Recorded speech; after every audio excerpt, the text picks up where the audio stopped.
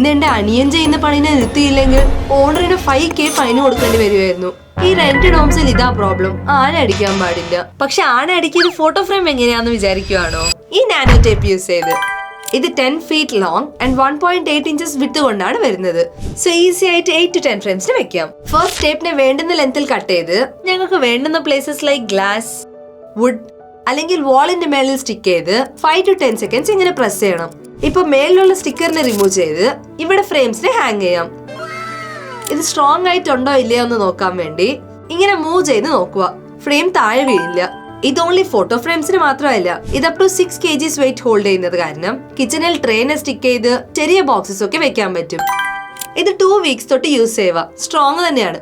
നിങ്ങളുടെ ഡൗട്ട് എനിക്ക് അറിയാം. ഇതിനെ പതുക്കെ റിമൂവ് ചെയ്താൽ പെയിന്റിന് ഒരു ഡാമേജ് കാണത്തില്ല. ഇത് ഡോർ മാറ്റ്സിന്റെ താഴെ വെച്ചാ അത് മൂവ് ആവാതെ ഇരിക്കും. ഒരു ഇമ്പോർട്ടന്റ് തിങ്, ഇങ്ങനെ ഡസ്റ്റ് ഉണ്ടെങ്കിൽ ഇതിനെ കളയേണ്ട ആവശ്യമില്ല. ഇതിനെ ക്ലീൻ ചെയ്ത് ഡ്രൈ ആയി കഴിഞ്ഞിട്ട് പിന്നെയും റീയൂസ് ചെയ്യാം.